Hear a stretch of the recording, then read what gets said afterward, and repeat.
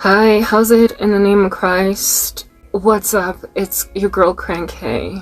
I hope you're good, I hope you're peachy, I hope you're stellar, and I hope you're in a neat little bunch. If you're not, welcome to the party. That's just the story of my life too. Kindly look out for my caveats. Kindly look out for my captions. They're not always accurate. They sometimes use a small G for God. It's coldish. I need my hands underneath here. They use a small G for God. They're not very reverential. They're misspelled sometimes, all that jazz. One day, God willing, in the future, I'll adjust it if there is a future. And then secondly, look out for my app makeup. I'm very potentially wearing application makeup. If I am, you'll know. If I'm not, you'll also know. It bounces off my face. So I'm not shapeshifting, just in case you were wondering. Okay, and then I have a segment. Okay, let's just get this out the way. I'm only human after all. I'm only human after all. I'm only human after all. Don't take a jab at me. Essentially, this whole segment is to display that when you prick me, I bleed. When you afflict me, I get hurt. I say ouch. I was trying to bring out a blush. I don't know if it worked. Yeah, but like really, the sooner I do it, the better, because it's not the best thing to do this when I'm feeling very much like trash. Okay, yeah, it's an empathy segment trying to inspire empathy in some people, but we don't know if we're succeeding. Anywho, so let's just slide right by that. Today's the 10th of May 2024. It's actually the 9th, because I'm coming in from the other day, but it's slightly earlier in the morning. So praise God for that. Okay. Didn't have such hectic edits. Anyway, guys, today was a terrible day, just like yesterday and the day before. I'm presently in a season of attack, and you know what, it is what it is. They're coming at me, like with a boot print on my face and everything. Today was hard to get through, but I pushed. I even slept. I napped during the day because I struggled to sleep. When I fall asleep, I'm not going to say at night, because I don't sleep at night. I sleep in the latter part of the wee hours of the morning. But I struggled to actually catch some sleep, so I realized that if I didn't sleep during the day, catch maybe an hour or two, I'm not going to be able to exercise. So for the sake of exercise, I napped, and thankfully I wasn't bombarded by nightmares during that nap time, but the whole day was just terrible. Just in terms of mental torment, what was going on in my mind to comprehend and gauge what under heaven is going on in this like weird South Africa. Okay, yeah, listen up. I had a series of dreams last night. And this is gonna keep happening because of the time that I come, and also because of the fact that by now I've already worked out and I've been doing edits, so I'm in like chill mode, and then I have to come and talk, and so there's like yawning that happens. That's just gonna keep happening. Anyway, yeah, so I had a series of dreams last night, and every last one of them showed some kind of geographical location in this country. What's going on? No, like my SIM card. I need to get a SIM swap. Anyway, some geographical location in this country, and all of a sudden it just went dark. Like a light switching off, like and then it was pitch black. I saw that happening like by Clearwater Mall, driving down the road, and then next thing, it just went black as night. Like super dark. And I had a few dreams where these blackenings were happening, these darkenings were happening. At some point I was even lying in bed, just basically in thought mode, and then I actively felt like a switch off, like a shutting of lights.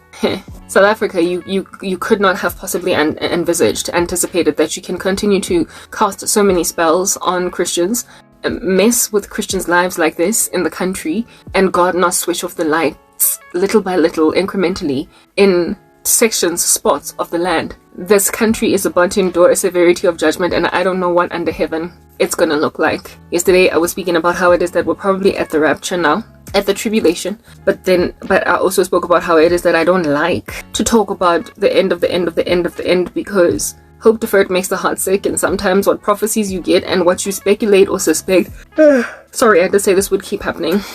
Yeah, might take time, so it's just healthier to basically expect a future, envisage a future. It's better to think about happier outcomes, basically breakthrough and deliverance, getting out of this Holocaust, like the Jews, instead of thinking that the world is ending, because it just helps you better focus on maintaining a healthy mind in this world. It makes it such that you think more aligned with the Earth's affairs, so you don't just be this very bizarre eschatological person. Yeah, so I am trying to keep my face and my eyes on a future despite it looking like I don't have one, because it's just safer to do that. But I saw judgment coming to South Africa, literally lights getting switched off. All I could imagine was that was light. We are the, according to the Bible, we are the light and we are the salt of the earth. So if lights were being switched off at different geographical locations, it speaks of an extraction of light, a taking out of Christians. Like all of a sudden it just went black in my dream. That for me is the closest I've ever gotten to, I can't really say that I've never gotten a rapture dream before, but I've never gotten a proper rapture dream in my life ever before. Just speculative dreams hinting towards the rapture, but proper lights just went off at different geographical locations, just bah. And one of the lights that went off was one where I was just lying here in bed and I was thinking about random stuff, and then there was like a light switch that went off, like almost in my mind. Or like, how can I describe it? Like, imagine closing your eyes with the lights on, and then somebody switches the lights off. You can tell that someone has switched the lights off, right? Because it just suddenly goes dark even though you're already in a dark plane. Yeah, type thing. The lights switched off like that in my own little mindset, you guys. That's like 1 second. I'm doing uploads over there at the same time. Yeah, the lights switched off all at the same time. Yeah, they switched off like in that mode. And I'm a Christian, y'all. Y'all are playing dangerous. You're playing very dangerous games. I'm a Christian, and the lights went off in my own mind. It's like I disappeared. Guys, people were just like, y'all don't know. Y'all just don't understand what's going on, man. Like, y'all don't know. Like, Clearwater Mall, it just went black. And I'm thinking maybe that was like a rapture. I don't know, but it could also be God taking Christians out of the country.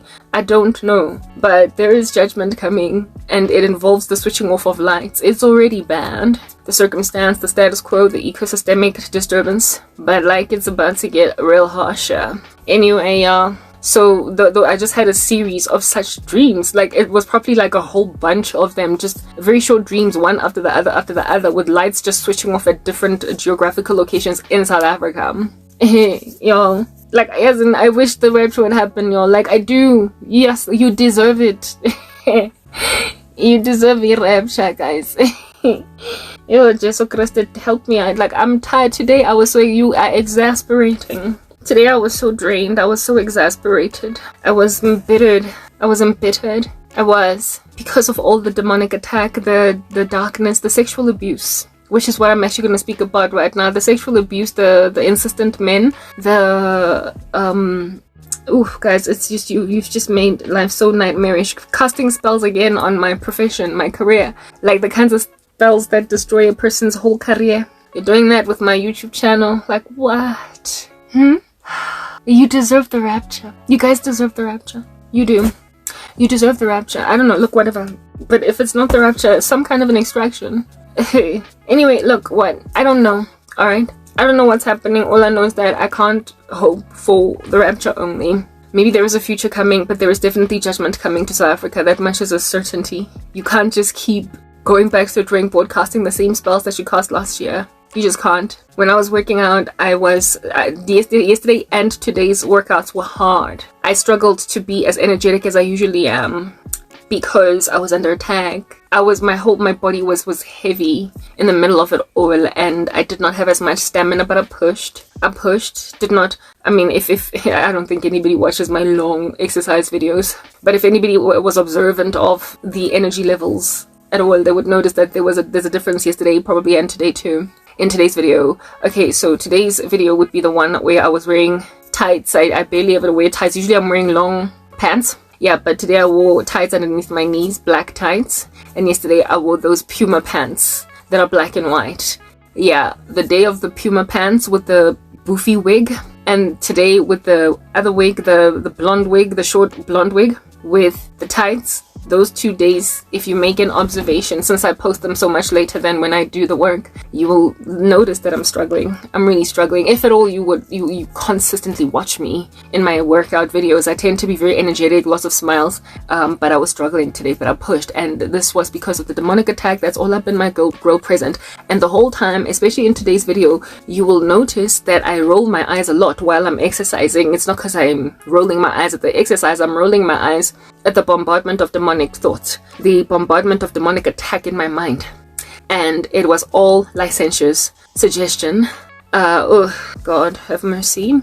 Licentious, like just very disgusting, perverted sentiment by insistent men. Yeah, guys, you know, the sexual perversion, yes, like it, you're like, yeah, but oof, I don't know, like, I've never met this level of coercion in men physically in my life, where they are this desperate for sex. Like, it's just all to take something that is not theirs despite being told no. The thing about witchcraft is that it creates fury in people for what they want. It makes them feverish and irrational in a way that in waking spaces, because people are looking, they tend to be regulated by society's reaction. They tend to be regulated by the anticipation of how society would likely react to their behavior, so they're not as coercive. In waking life, they're not as coercive, so I've never dealt with this level of coercion from men before. It's all in the spirit, and no matter how much I say, ew, get out, you disgust me, it grosses, they keep going back to the drawing board, trying over and over again, because apparently, allegedly, there are different ways to angle a witchcraft spell that might just get you what you want eventually. Like, whatever, gross, it's disgusting, guys. And the coercion for me is just oozing so much rape that women, you know, you done thrown a lady under the bus, I'm just saying. And some of y'all who watch my content will be here. Once the rapture has happened, you will be inevitably left behind, despite being a professing Christian thinking you're saved, okay? And I am praying for you now for that time. The restrainer is going to be removed. And that which restrains men, when you say no, they just listen.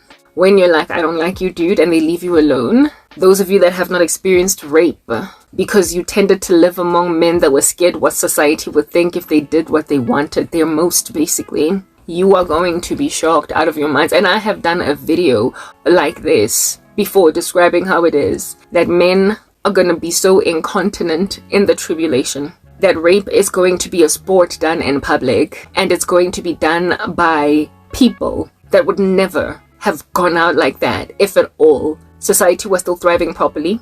It's like looting, basically. If at all society was thriving properly and the restrainer was here, they would have had some kind of self-control.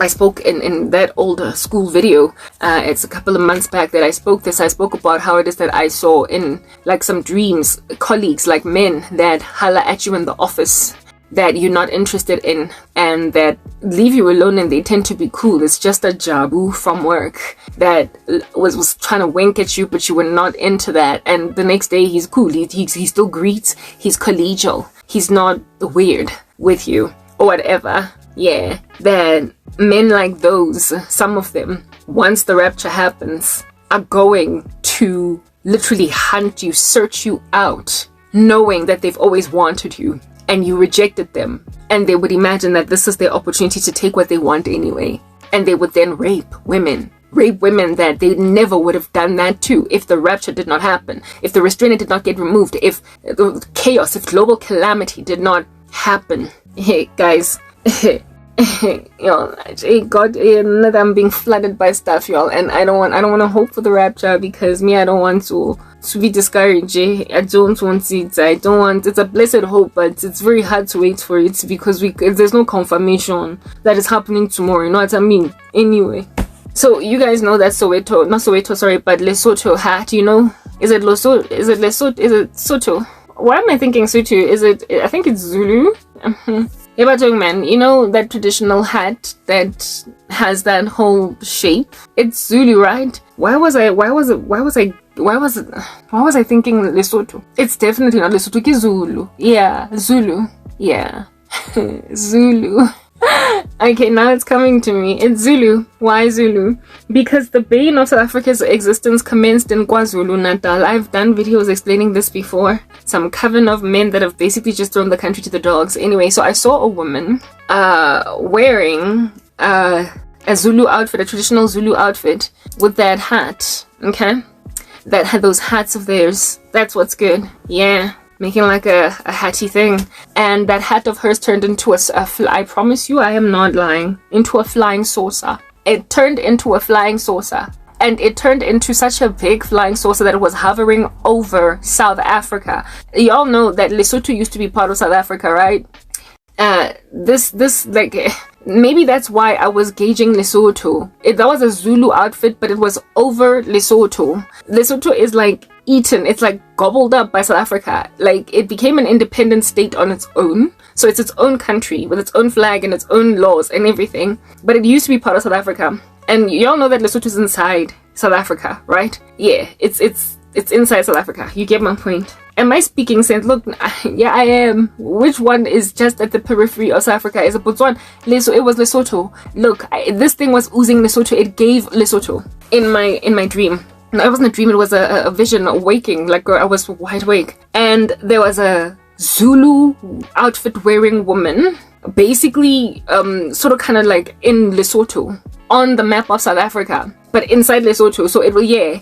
And then her little hat, her Zulu traditional hat, turned into a flying saucer over Lesotho, right? So this woman's hat turned into a flying saucer. Then I don't know what happened with her. She just disappeared. Turned into an alien spaceship. That's what I'm getting at. And then it covered all of South Africa. However, having commenced in Lesotho. Jesus Christ of Nazareth, assist us, help us overcome exhaustion from the futility of those who do futile things and their futility, thinking that this futility is maintainable. 1 second. Oh, I was uploading one last video. I was uploading one last little video.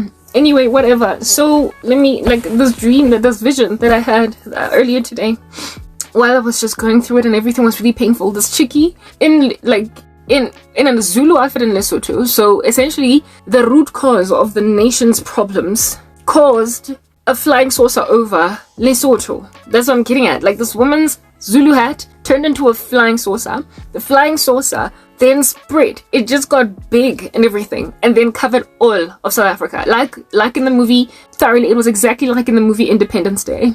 Like in the movie Independence Day, you know how there's like this giant flying saucer over the city, and everybody's just looking at it, and it was just hovering over there? Yeah, it looked exactly like that. It went from being a hat on a woman's head to a flying saucer.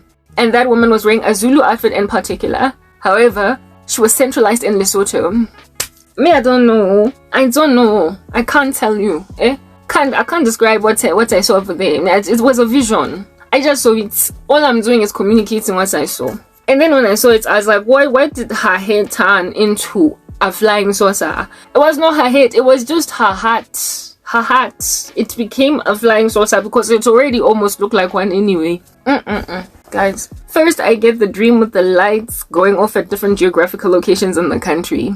Metaphorically, that could mean proper saints vu rapture, just like that. It just went dark, and then it went dark in my own eyes as I lay here.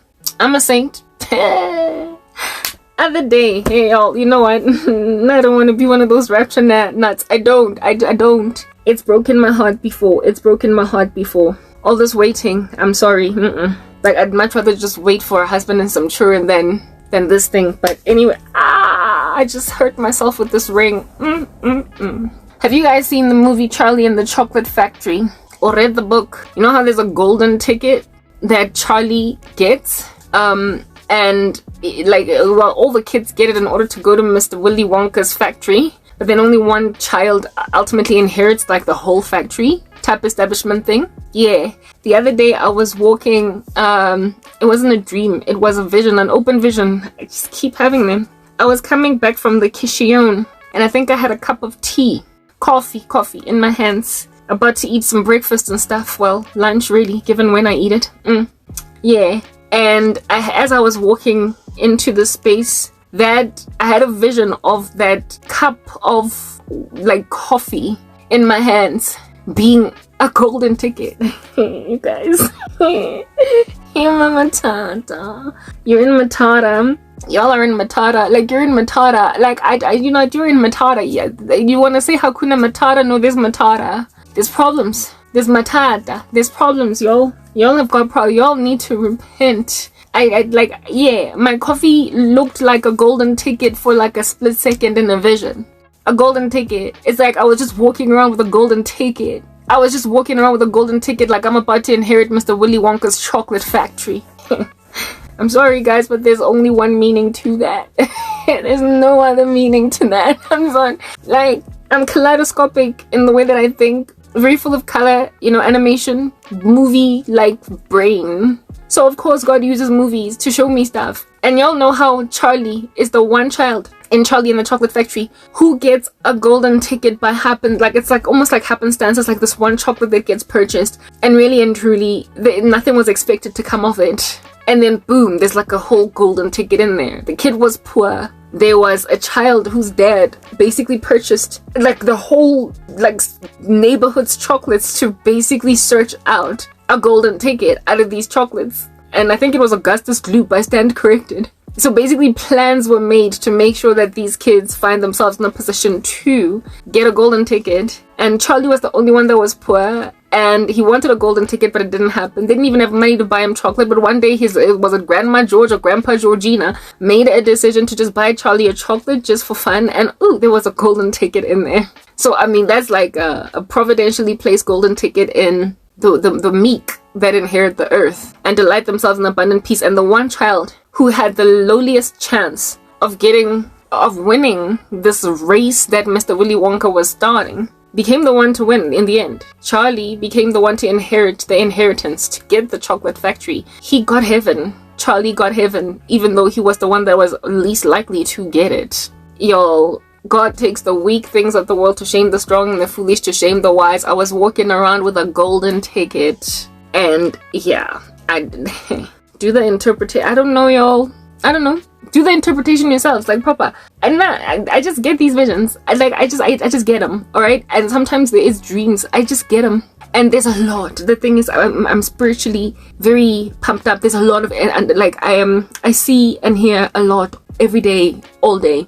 I am tuned in the worst way into the spirit realm, and some of the stuff I see is evil, it's demonic, and so I'm very burdened by my gift. When I was working out, I just kept getting these like push images of licentious entitlement to me and the ramping up of such activity as this, despite how much I say on the rooftops, I don't want this, leave me alone, I have a spiritual gift. It does not seem to matter. They don't care that I know. That level of incontinence that dwells in the spirit, that does not exist in waking life, is going to pierce into waking life once the restrainer is removed. People are going to be their basest selves that I see how evil they are. I see how evil they are today, because this thing that they call witchcraft, this thing that they call anonymous, that is witchcraft, guarantees them what they imagine is, like I said, anonymity, that nobody will know, and that largely people will just accuse me of being a crazy lady accusing everybody of witchcraft, right? I can land a sister in a psychiatric hospital for accusing all of this Africa for being witches. So they run with that. They lean on the fact that it's hard to find physical proof of witchcraft unless you catch the dead beat in the act. It's rough. And so they just keep on casting spells anyway, despite people knowing that, I know what you're doing, please stop. I know what you're doing, please stop. You're gross, you're disgusting, like stop. They don't stop because they're leaning on anonymity. Anonymity. Well, when the rapture happens, the restrainer, or otherwise known as self-restraint, self-control, the thing that stays you from doing strange stuff, the light that is in this world, the whole earth is full of his glory, will be removed, at least from, God is omnipresent, so he can't really be removed entirely, but the work that he's doing here on earth right now, before the rapture's happened, that he will stop, essentially restraining evil on the earth with his goodness. He will just let it run rampant, meaning that your basest instincts, you're going to run with them. It's written in God's word that the human heart is deceitful above all things and desperately wicked. Who can tell what you're going to do? What's going to spur from there? Nobody knows. Nobody knows. Your righteous works are like filthy rags, which is for evil, okay? Really evil. But there is a restrainer. that makes sure that we care for what society thinks on the left and on the right. We are regulated sometimes by other people's opinions of us. But once the rapture happens, people are not going to care what people think. There's going to be calamity. Right now, you are just looking down on looters who steal because... I mean, why did looting happen the other time in KZN? What sparked it? What kind of disaster happened? But a lot of times the thing that starts looting is disaster. Like if there's a natural disaster, if there's a shooting, if there's a crime committed, if there's a stampede, something that causes order to be shifted out of whack even for 5 seconds, people then just start stealing. Yeah. And then there are others who look at this activity and they're like, they wag their heads looking at the TV on some people mara. Telling yourself that if you were to find yourself in that position, you would run to your car and drive home. You would not steal the radio. You would not steal the TV. You would not steal the microwave from game. Yeah. Those are y'all who are sanctimonious, self-righteous, seated, elevated in the pomp of your own goodness. Y'all about to loot like those looters in KZN that made some Indians move to Australia. God help me. I'm very tired. I'm exhausted. Guess what I just saw now as I'm yawning? Guess what I just saw now as I'm yawning? The Statue of Liberty. In some water. Like just floating. Like as in it's been uprooted. And it's like in some water. Just floating. With that little like thing, Torchima Bobby of it. Like just carrying it. Like just floating. I mean, what in the world would put the Statue of Liberty in the ocean? Kind of global disaster. You'll are in trouble.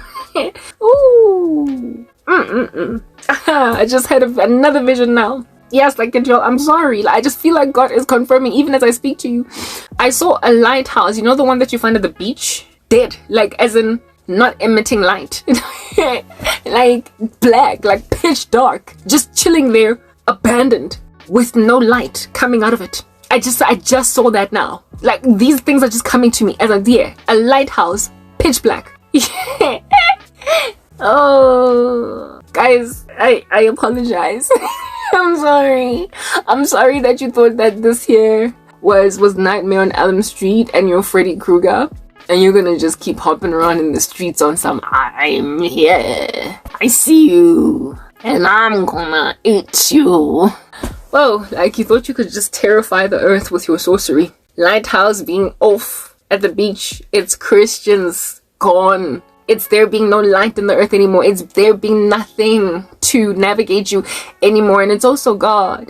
It's written in God's word that the name of the Lord is a strong tower. The righteous run to it and they're safe. It's a high tower, lighthouse. Yeah. So I mean, like when that's out the way, what's gonna happen? You who are sanctimonious, holier than thou, self-righteous, elevating your morality above that of these random Lay Janes and Joes that looted in KZN, you're gonna loot.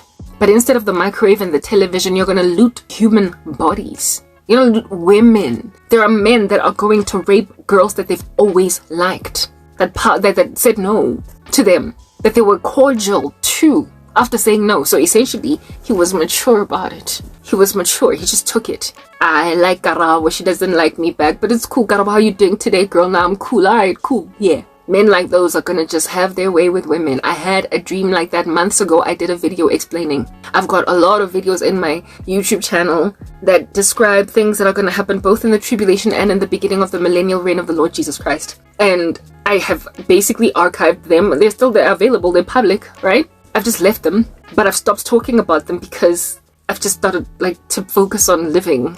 Yeah, but I've been flooded by apocalyptic dreams that there was a time when I was sharing them night after night after day after day, and I just stopped because hope deferred makes the heart sick, but a longing fulfilled is a tree of life. And for me, the thing that was a tree of life was to hope for a husband and some kids. The hope that is deferred, that is the rapture. It was just too far. God keeps saying, scary release, and I've said this I don't know how many times before in my ministry, scary release, a release that's going to be scary. And I was like, I don't know how you mean that, God. What do you mean? Is it like I'm gonna get my breakthrough and it's gonna be scary, or is it something so scary as a rapture? It's freaking some people out in these streets like, oh, where do they go? Oh. Hey, I did music, lots of music. Okay, so there is this song by Halsey. So I've been writing, I rewrote secular songs and I made them Christian.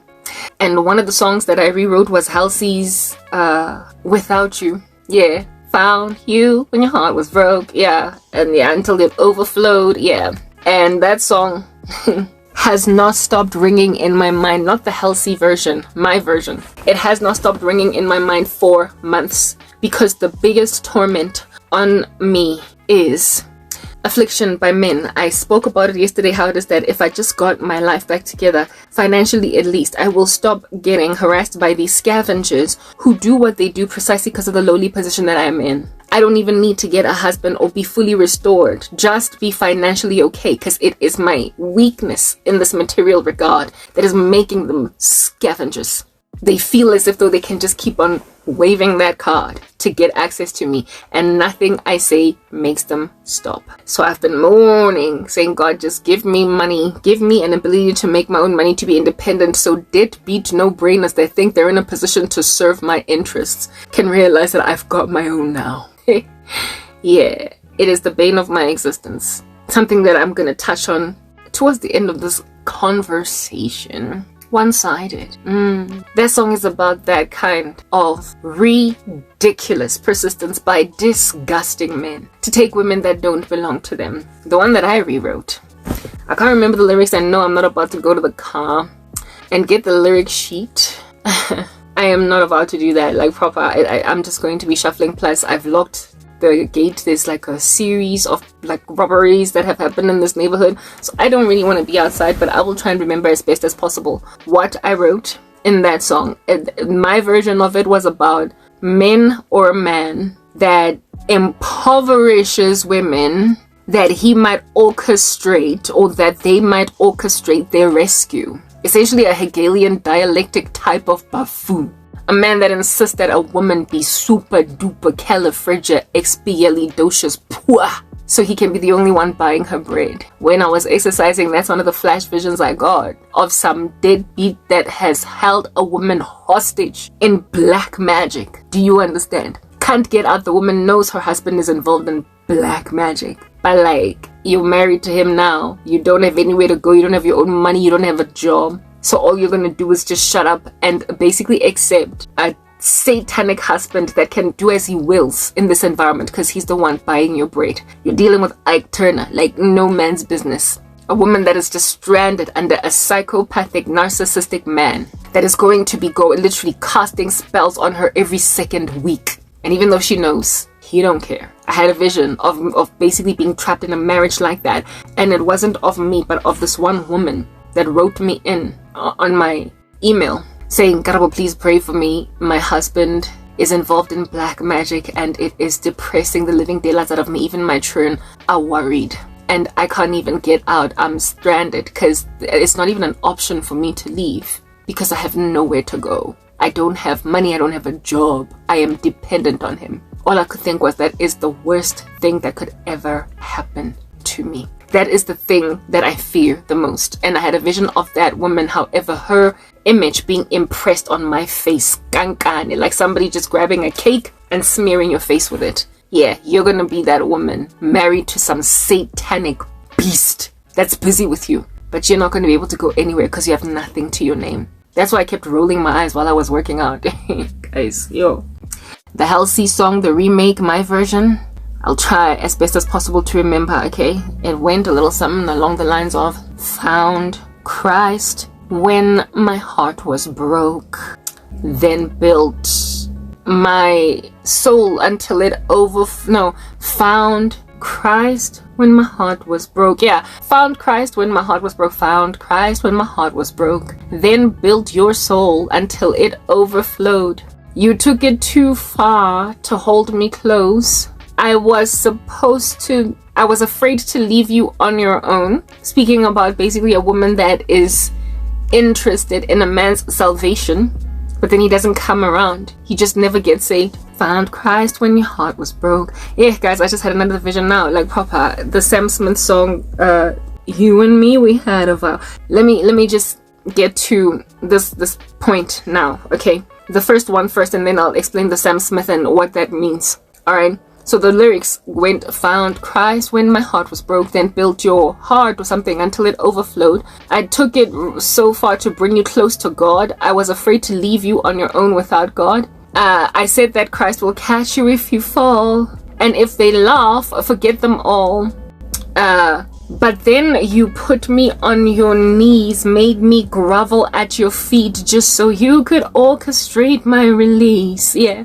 But then you put me on my knees, made me grovel at your feet just so you could orchestrate my release. Now you're crying 'cause my saints are up here. And you know why, yeah. I like Prophet Ivory. I wrote that. I forgot my own lyrics. I forgot. It's been a minute since I read that, but it basically speaks about how it is that this person that was working tooth and nail, trying to burn a fire he can't burn. There's like nowhere that he's getting with this. However, he's trying to reignite the car. Well, in the middle of that activity, like literally have the rapture happen, and then he will regret working tooth and nail to force marry, like it's freaking 1902, a woman that does not want him. She said it over and over and over and over and over and over again. Leave me alone. Men like these. But they just keep going back to the drawing board with their witchcraft. And the woman is like, ew, no, ew, no. And they keep trying. And that song has been going on off on a loop, and I have refused to hearken to it because I don't want to believe in nothing but the rapture, because it's just going to break my heart. Hope deferred makes the heart sick. What if it happens in 10 years? I don't want to be waiting around for something that's going to happen in 10 years. I need to live. So I've been ignoring it. God is basically telling me through that song that he keeps, I wrote so much music.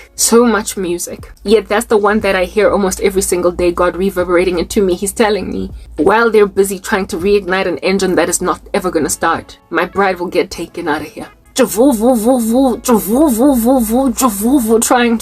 Yeah. Now you're getting insane. Now you're crying 'cause my saints are up here. You played so hard thinking that they would not hold me. Yeah, trying to get my, do you want it? Yeah, you played so hard thinking that they would not hold me. Now you're insane 'cause my saints are up here, and you know why, yeah. You don't have to say just what you did, 'cause I already know. I'm God, I know the last and the first. So tell me, will you leave? Yo, I forgot, like, I'm not about to go to my car to fish that lyric sheet, but it basically just speaks about how it is that a person was out just trying to start a car. And you know what, it's online. The thing is, the music that I did, all of the lyrics, the music I did, it's all online, and more than once. Like, I've done a medley about twice of all the music that I wrote. Like twice. So the videos are on YouTube. It's not like this information here, I can't corroborate it with anything. It's just that it's going to take quite a lot of digging, a lot of searching to find those videos that were done in parts, like about 10 parts, where I was singing all the music that I rewrote. And one of the songs was Halsey's Without Me or Without You, and that song is about this thing that I hate with a passion that's pursuing me right now. Kankani, like by force, you are gonna marry me. Yeah, I just had another vision. Goodness gracious. So let me just then enter into the vision that I had with Sam Smith's song. That's another thing that gets plastered on me. Not so much the Sam Smith song, but you know, the woman in the music video. You say I'm crazy 'cause you don't think I know what you've done. When you call me crazy, I know I'm not the only one. You and me, we made a vow, for better or for worse. Yeah, I can't believe, yeah. Anyway, that whole song is about a man cheating on his wife. No, it's about a woman cheating on a man, because Sam Smith is a man. It was before he started singing gay songs and whatnot. Yeah, type establishment thing. But the music video is about the woman who is being cheated on by her husband. If you watch that music video, right? Yeah, the wife, y'all, is just like she's hot. She's beautiful. She is strikingly gorgeous. The wife in that music video, the woman essentially that he made an honest woman out of, is just beautiful. And she also has got a peaceability about her that even though she suspects him for cheating, she doesn't raise it. She is crying in her wedding gown all day, and then when he comes home, she is smiling, opening the door for him on some welcome home. She essentially is hiding in her heart that she knows that this man is cheating on her. And if you look at the mistress it's just some whatever chick. It's some whatever chick. Like, it's a woman that does not even compare to the wife that he's left at. If you've seen that music video, I know I'm not the only one. Yeah, Sam Smith, you know what I'm talking about. The wife is everything a man could ever want in a woman. And the woman he is cheating on her with pales. I keep getting flash visions of that music video, of that woman. Basically, God showing me that these animals that want you would make out of you like that woman in Sam Smith's music video. A perfect wife that is a perfect 10, that has everything down, and godliness ruminating through her veins, that is going to be honoring of her husband, yet he is going to cheat on you with substandard women in this world that like do not compare even in the slightest to you. Loose cannon women that know that he's married and don't care, that underestimate the value of a man's wife because they're just having fun for the moment. Like the kinds of adulteresses that know that a man is married, they're not being deceived, and they help him keep it a secret. They protect him, they cover him because he's paying for their rental or whatever. Like Jezebels from here to Timbuktu. The Lord was showing me that these animals that want you would make out of you that kind of a bride. A bereft woman that is married to a man that's cheating on her with the scum of women of the earth. Like the scummiest of women on the planet. He'd be cheating with these floozies in the office. Anyway, he sees them in meetings, business trips. He would like proper the kind, you know, these men that have wives at home, and yet every time they go on a business trip, they have a mistress, and their business partner say nothing, their mom. Everybody knows that this man is a flagrant cheat, except for the wife. Like the whole community knows except her. The Lord has been showing me that these are the kinds of men that are insisting upon you.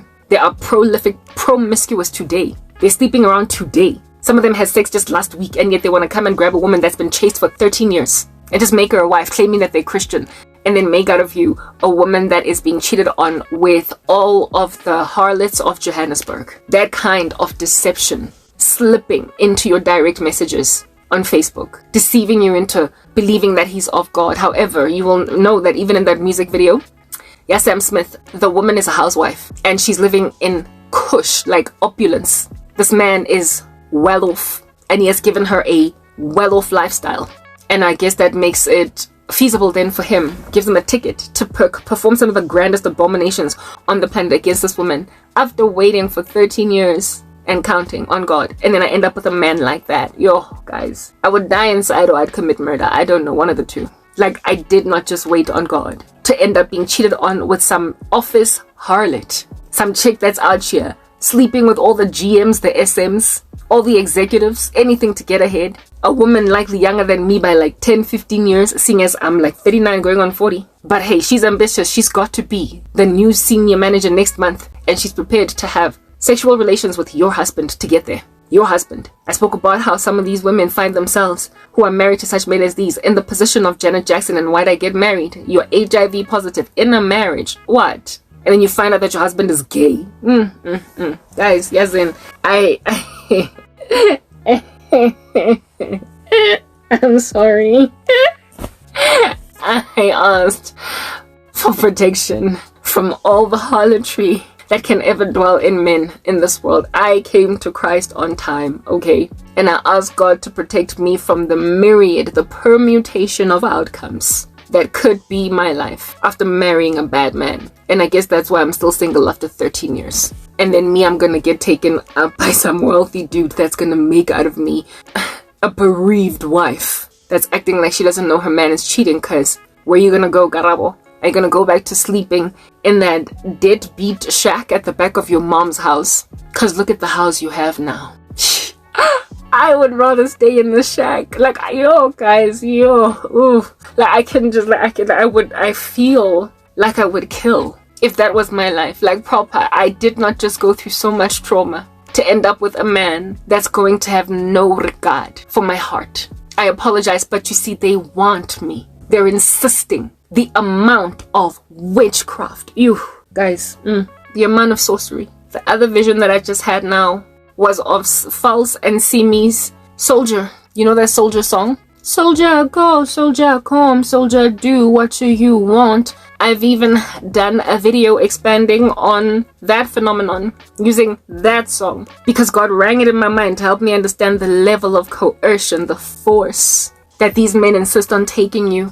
It's about the song Simi and False, if you've seen it on YouTube, even the music video. It's about this dude that's pursuing a woman to oblivion, essentially. She keeps on saying no. She's like, soldier, go, soldier, come, soldier, do what you want, but don't fall in love with me. Soldier, go, soldier, come, soldier, do what you want, but don't you fall in love, soldier, don't you fall in love with me.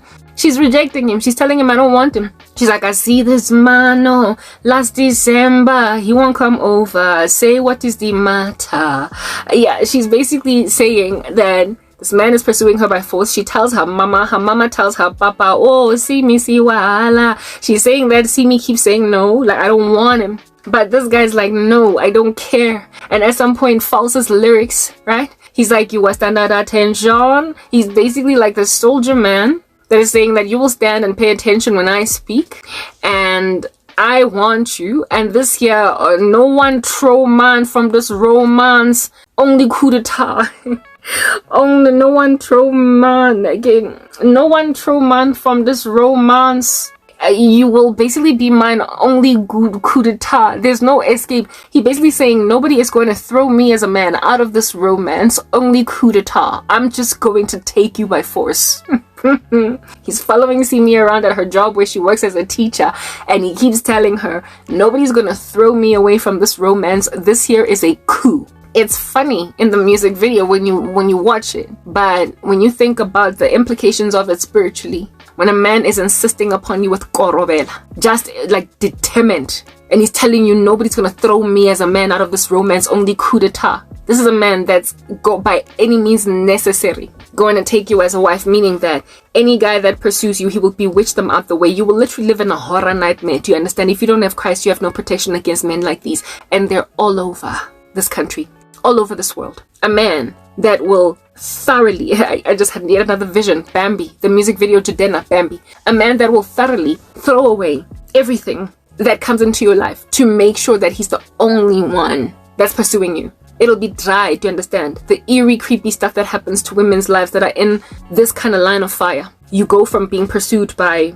a couple of dudes here and there and on campus, couple of dudes here and there in the office, to it's dead quiet. It'll mess with your self-esteem, do you understand? Like, as in, no dude is asking you out anymore. Nobody is looking at you anymore. You go to the mall and no man's eyes are on you anymore. Like, you will thoroughly feel like you're ugly. It creates that kind of weird horror movie-ish environment around you.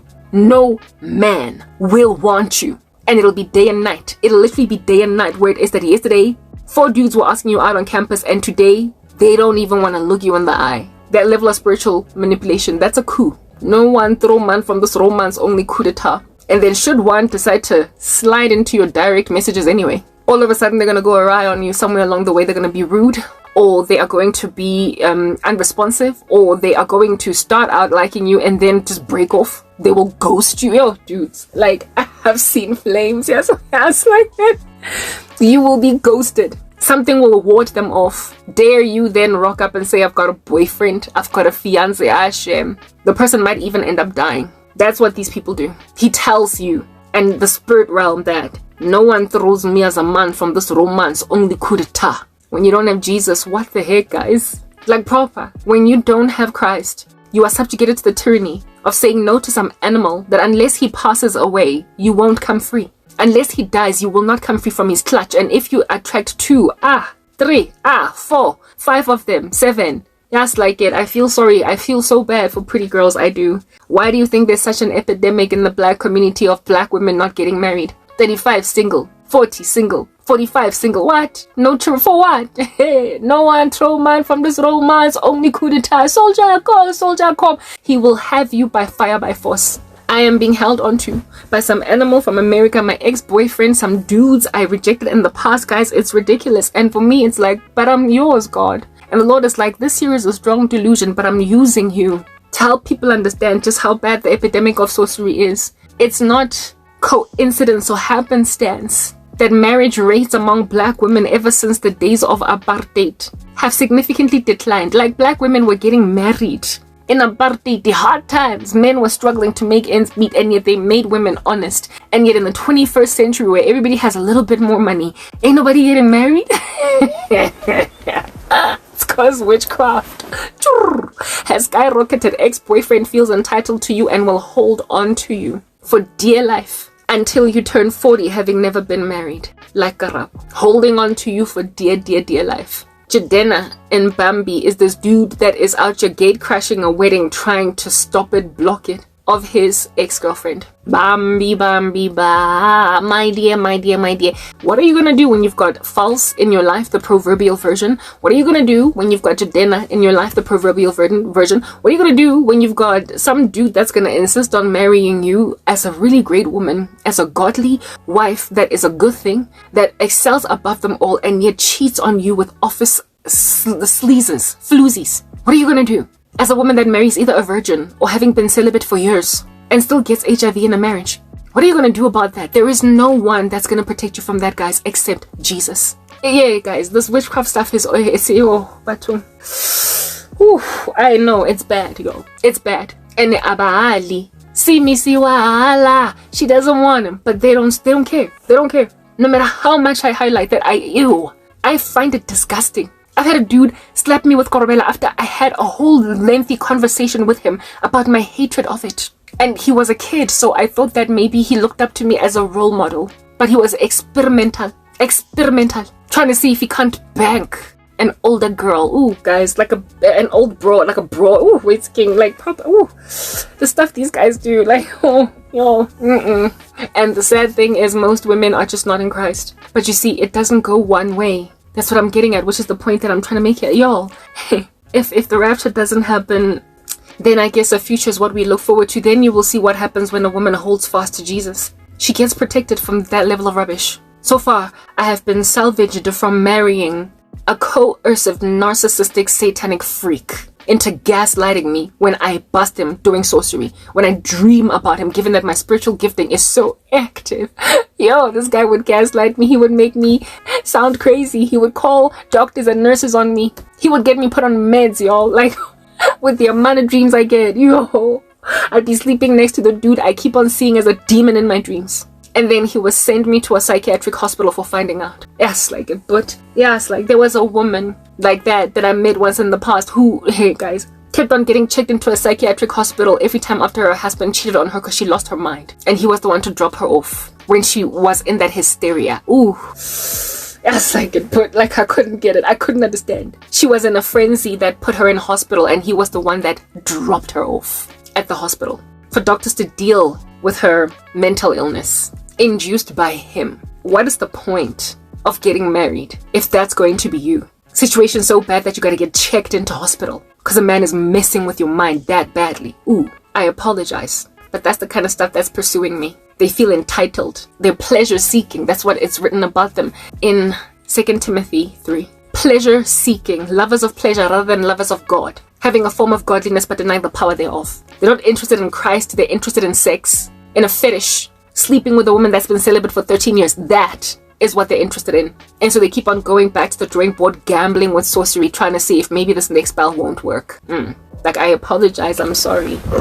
Like, y'all need the rapture. So my thing is, I'm so upset with this whole Korobela thing that this here is the point that I've been trying to get to the whole time. Men into Korobela. Well, y'all are the ones that are hitting me because I'm a woman. I've gotten some lesbian spells, but I don't care to even highlight them because I'm not tempted in that regard. It's useless. It's just useless. It's aimless. Anybody, whatever, man. I don't even talk about it. Yambora. Yabu lesbian. Who do you think I am? Latoya Machene. Like, ew. No. Right? So the lesbian ones, like I said, whatever. It's just so, it's a non-entity type of discussion. It doesn't even matter. Like, I can, however, be tempted by men because I am straight. And my thing is, how about we put some shoes on your feet that belong to me and to the women that you do this to?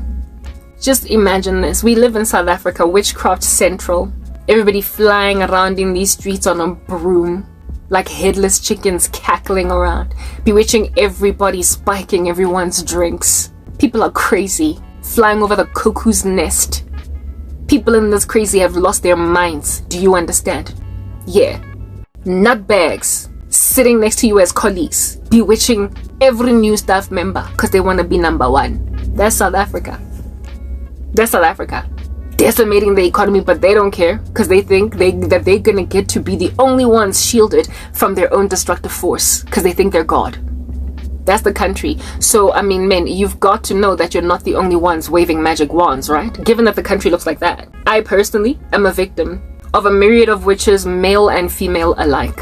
The females came at me with fangs, claws, like grooving into my skin because of jealousy, competing with career, competing with you guys, boys, competing with who's gonna marry the best one and who's gonna have the biggest wedding, if at all, competing with just about whatever women can compete for. So they just like cast spells on one another, just chopping each other's heads off like machete, just slicing any chick in the room so you can be the best one. Stanky females, that's what's good. Absolutely stanky. Yeah. And men, of course, who tended to afflict me largely with men. It was always about romance. It was about, I liked you and you didn't like me back, or I like you but I'm with someone else, so I'm just going to be nice and greedy, selfish, narcissistic. There's a dude who actually did that, and ensure that you don't ever get married, so I don't ever have to be uncomfortable for passing you up. There was proper a dude that I was flirting with at the tail end of my relationship with my ex-boyfriend. I wanted to leave my ex for him, and I was prepared, frankly, like for both of us to just get out of the respective relationships that we were both in to be with each other. He made a decision that that's not what's going to be happening in these streets. I never cheated on my ex with that dude. What is this? I went on one date with him, and not even during a time when my ex and I were together. And nothing ever happened between me and that dude, not even hand holding or a kiss, nothing. We just had a very cordial, typical first date where you just talk about a whole bunch of stuff. Anyway, whatever. So that's what happened, right?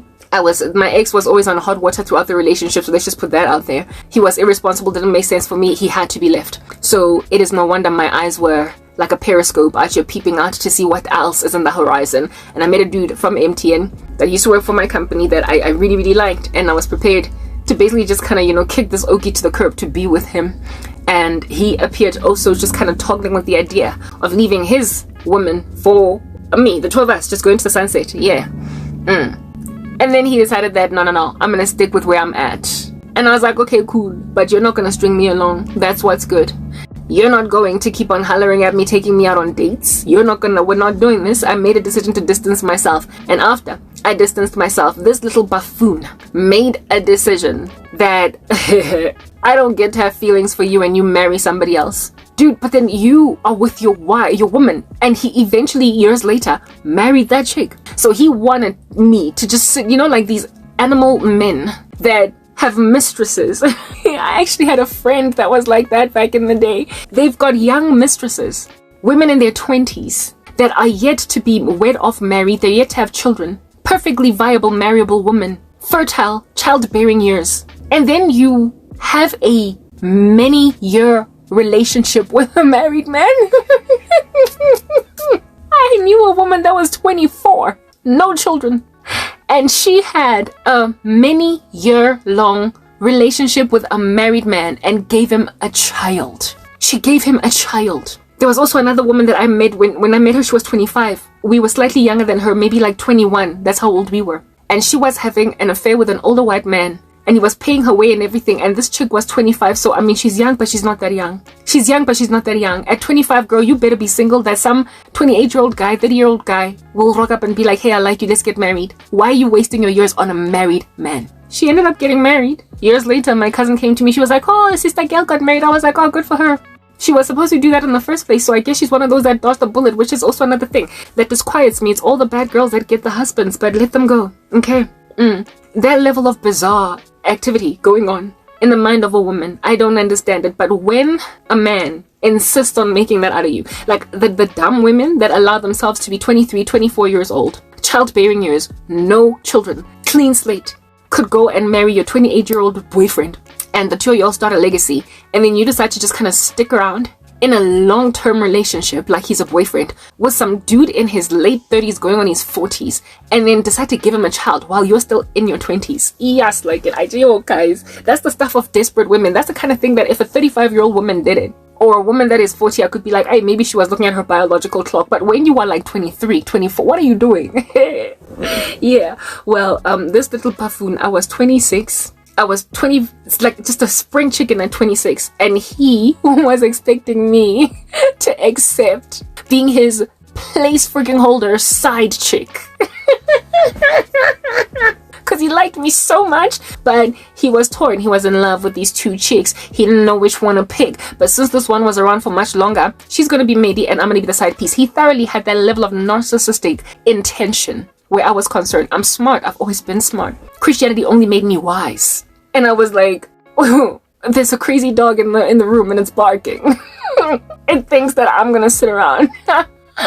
After getting out of a long-term relationship with a guy that I was the main chick to, I was in Mady with my boyfriend, only for me to embrace the status of, listen to this, side piece turned mistress. Ooh. So I was going to be his side piece, and then he was going to marry her, and after marrying her, I would then be a mistress. And because I said no to that, yeah, he decided that I'm not going to go anywhere in life with romance. Bewitched the living daylights out of me to never get married because he did not want to have to see me get married because he could not make a solid decision about me. He had strong feelings, but he was torn between two women and he could not make a solid decision, stuck with what it is that he had already been in. He got to make that decision, but however, expensively made a decision that I, as beautiful, as gorgeous as I was, no man is going to walk me down the aisle. He got what he wanted, didn't he? Here it is that I'm 39, turning 40. Still single. Still single. That dude was at the very tail end of my lost days.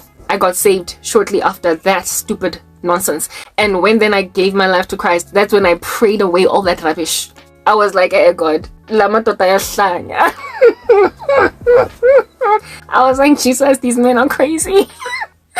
I mean, you remember the one that just tried to make me a side piece for life? You know what my ex did? Waste my time for 5 years. You know the Korobela. You know how much I was held hostage. So like, you just know. Please bless me with a man that it loves you, is going to admonish you day and night. And the result is a woman literally single for 13 years. Is the situation really that bad? Is it that dry in South Africa that I'd be single for 13 years purely because I asked for a good man? Purely because I asked for a godly man? A saved man? I know I ain't under a curse. I'm a Christian. So if a man is not here, it says, what is the quality of men in the country? Like, I don't know. That's why I'm done with South Africa. I'm not marrying here. There's nothing left, Lana, for me. Took a minute for me to wake up and snap out of my whole patriotism for this country, but I've snapped out of it now. And I'm grateful for having done that. And now I know that my husband is chilling in Brazil or in the Philippines or in America. My husband is chilling in France, I don't know, but he's not here. If he exists, of course, because we could be going out in the rapture. My husband is not South African. It's that basic. He can't be, because he would have been here by now. It's what I'm getting at. I would have maintained in single. Guys, I'm beautiful. Goodness, I'm gorgeous. I'm smart. I'm a combination of things. The only reason I'm still single in this country is because no one could stand up to what it is that I asked God for. It like proper. It's because no one made sense, and so God hid me from you all. He buried me from you all. And then when I popped up like a jack in the box on YouTube, you then insisted on slapping me with Korobela for years straight. And despite how much I see it, and despite how many times I keep saying, leave me alone, I'm not interested, you keep going back to the drawing board and trying and testing it, because it's what you are. You're witches. You're sorcerers. You're violent. And my question is, God, then why didn't you move me out of the country earlier so that I would be married at the right time? I guess for his own purposes. I come back up to the surface again and I've got more men making sure that I go nowhere. Tethering me with a noose on my neck on some awindao. Yo, really? Based on who? Satan. I'm seated in heavenly places with the man Christ Jesus. But this is what I gotta say, men like that. This is South Africa, okay? You who hold women hostage, because they were once your lover. If the tables were to turn, how would you feel? I mean, you know that beastly females exist just as all of y'all men that are doing this to me are also beastly. You know that there are female versions of y'all, right? Little spawns of Satan walking around, hopping in these streets like kangaroos, acting all like innocent, albeit being, like I said, the spawn of Satan. Yeah. You know these ugly Jezebelian females are teeming at the folds like in South Africa. sharp, long nails out there, piercing into your heart, taking you. Well, allow me to communicate that there's just this thing that happens in women in Jefela from birth. It's like a congenital defect. It's what we're born with. We come out of the mother's womb singing, see me see trouble, when are you gonna marry me, yo? See me see trouble, you best to marry me, yo. See, we've been dating for many years now, you want to leave me for lobola. See me see trouble, you gonna marry me, yo. Today. Yeah, women come out of their mama's wombs essentially demanding marriage from men. It's just that some women, you know, get proposed to marriage before men discover that this is like a fang. And like that's just like, yeah, gnarling at them. Women want to get married. No matter how much they might deny it, no matter how feministic they are, they just want to get married. And the sooner it happens, the better. So what happens then when a woman has that strong desire for marriage, but she's evil? If she's not good. I also came out of my mama's womb with some see me see trouble, when I will marry me, oh. Go ask my ex-boyfriend how many times I was like, oh, you've been dating for many years now, you want to leave me for lobola. See me see trouble, you go marry me today. I told him that too. Been doing it. Like we like to counsel each other that no, don't pressure a man, but then when it's just the two of us and some babe, I don't really mean to pressure, but you know, I'm not getting any younger. You pressurize him anyway. Even if you get advice not to. Yeah. Even if you know it's in your best interest not to. Even though you know it's not healthy to keep on raising it and putting your photo and his photo into, feeding your photo and his photo into some application to see what your babies would look like and then show him. Yeah, scaring a man like that is something that women just keep on doing. It's like we can't control it. We just like literally just break out into it like it's like hives. We break out into it like it's mumps. Can't help but do it. Today, when are we gonna marry? When a woman is that desirous of marriage, but she's evil, what do you think she can do? What do you think she can do? Do you seriously think you're the only ones holding women hostage? Men? Making sure that they don't marry anybody? Insisting that a 24-year-old be your mistress, even though she is perfectly viable to be wed off to some single dude? Do you think you're the only ones crazy like that? My goodness. You don't know just how much more evil women are than men. It's written about them in scripture that a bad wife, a bad woman, is like rottenness in the bones of a man. Rottenness.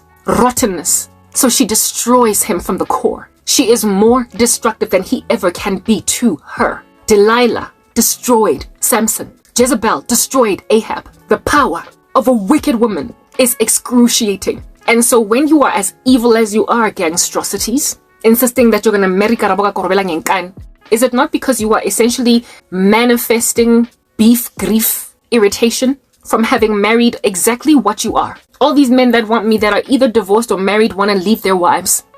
The other day, God told me that they are trying to compare themselves. Like the first time he told me that they're trying to compare themselves to Jacob while I'm Rachel. I already explained that away. But then recently I got a new brand spanking idea coming in the top of their minds. Xerxes. They think they're King Xerxes and I'm Esther. Putting away evil Vashti. Using the Bible to justify dumping some feverishly evil woman that you married first so that you can come and grab a perfectly pure girl that waited on Christ for 13 years and then claim that you're the king of Persia. How Xerxes. Amba wena ati haures. There you go, bouncing up and down, making like a king. Except you're a peasant. You don't know God from a bar of soap. There's nothing worthwhile about you, and you chose that Jezebel of yours, knowing she was evil. You know what happened in the story of Esther with Xerxes, right? She disrespected him, and then he was counseled by his men. This chicken. All the other chickens of the community are going to end up disrespecting their husbands because of her behavior. You're putting all of us in hot water. So he put her away and got Esther. Y'all chose her because she was a bad savage. You liked her because she was wicked. You embraced her precisely because she was not boring with all of her piety. Top of that, so you are without excuse. You can't just put her away because she's going to cause a humiliation of all the men in the town. You keep using biblical examples even though there's no parallels to your own life. Trying to take a woman that does not belong to you because you're sick and tired of your Jezebelian beastly female. These evil girls, they have worn you out, have they not? Do you not see that you are suffering consequences and that's why you want me so badly? Do you seriously think that God is going to give me to a man that insisted on marrying an evil woman, is exhausted with her, and now wants to marry me so that he can exhaust me the way that he got exhausted by her? You are birds of a feather. You are flocking together. You deserve each other. You're birds of a feather. Literally, you deserve each other. It's like Delilah out just dating Ahab. When the one bashes the other in on the head and everybody's out just suffering concussions. Y'all, you deserve it. You were both in a cockpit as wicked people in a relationship. You were both gloating at the time you got married, being as evil can get. And then years progress, and she tired of you and you tired of her. She now wants a good man because you just don't make no sense. And you want a good girl because she don't make no sense. I'm sorry. Work it out. Patchwork your dastardly marriage, because at this point, your persistence on the body of Christ is going to get Christ ransacking you for insisting upon his women. You are exhausted from your evil, Jezebelian, Delilic females. And that's why you want godly girls. So now that the tables have turned and we've switched sides, you see what Karabo achieves. All these women that also come out of their mama's womb singing, see me, see trouble, when are you gonna marry me, oh? And then because they're evil, they then insist that you're gonna marry me, baby. They go by Yolandi Karabo. They go and they land up Pegamina Pela. They go and they fetch you will never ever look at another woman. A woman that's actually busy with you, with sorcery. 24 hours a day you're in a horror movie. She's the Freddy Krueger now. Now she's Candyman. Now she's the Nightmare on Elm Street. She is Jason out in these streets on Friday the 13th. She's Chucky's bride. Gili Silo, this chick. Gilulu Ubuil. She's the horror movie in your life now. And there's no running away. Because you are, in and of yourself, Chucky. So I mean, really, you know that movie Chucky and Chucky's Bride? Y'all got married. So why is Chucky trying to marry a human being now? Hey, you got your Jezebel, made your bed, now lie in it. Keep your wife, purify her. Get born again that she might get saved. If she doesn't get saved, whoops, it's your bed, you made it, lie in it. It's your bed, lie in it. When the tables are turned, it's not so great, is it? When your woman can't be trusted, when your woman loves money so much that you don't know if she's cheating on you with your boy who just like banked big on a tender. When your woman can't stop shopping even though y'all are struggling financially. When your woman can't take care of them babies and she's always out here drinking it up a storm, smoking while she's pregnant like proper. Women like these, they wear you out, but you married her knowing that she was that like hard knock savannah drinking, dancing on a nightclub like table on a stripper pole girl. You married her knowing Unjan. And given that she's, like I said, excruciatingly evil, when you were dating her for like 4 years and there seems to be no marriage in sight, she just decided to like roll up her sleeves, I guess, and was like, Sango, my boyfriend, taking a minute. See me, see trouble, when are you gonna marry me? Oh? We've been dating for many years now, so really, Karabo. And now that you got married because some female done made you, you're not trying to take some other unfortunate female in the future and marry her when she don't want you. You want to go and grab a Christian woman and make her you volume 2.0. She lured you into a strange marriage, and the two of y'all are out here being Bonnie and Clyde because you are thoroughly Chucky and Chucky's bride. And then you want to rock up as Chucky, all scary as a strange doll that out here be talking, demonic conduit, and marry a Christian? Funny. You are hilarious, and the Lord is about to severely judge you for all of that hilarity. You are funny to think, Chucky, that you can ditch your bride for a godly wife. You deserve her. Now that the tables have been turned and you now have been slapped with by some evil woman, you now want to come and marry us. As for all of y'all single men that keep on bewitching women in the school, women on campus, women in the office, you are facing a risk seeing as you keep on bewitching everybody else in these streets. There's some stupid, strange, odd girl that's on some I am ready for love. Why aren't you looking at me? I just want you for my baby, but you don't give me attention in the office. Some strange girl you don't look at in the office and now you be looking at her some kind of way. Next thing she's your wife. How would you like it if some weird little ominous creepy shadow figure female in the office made you her husband with witchcraft? You wouldn't like it, would you? Well, they live among us, these evil women, just like you live among us evil men. So if you don't repent from your insanity, young men especially that are yet to get married, in and of yourselves you will end up married to women that are Chucky's bride that you did not sign up for, and in the future afflict women like me. You will end up like all of these millennial dastardly beasts that are doing this to me. These men that are in my age group that cannot for the life of them leave me alone because they married Jezebel. You are facing a risk. Young men like the young one that bewitched me, some Gen Z that's not yet married, doesn't have any children. He's got a clean slate, that little dastardly buffoon. And yet, he out here was trying to experiment with a cat, with like his Hlongwane, some 40-year-old woman. Out here trying to experiment with her. Well, this is the risk that you're facing, little dastardly buffoon. You're facing a risk of having some chick looking at you and some, oh my baby, I'm loving you, while you're not looking at her.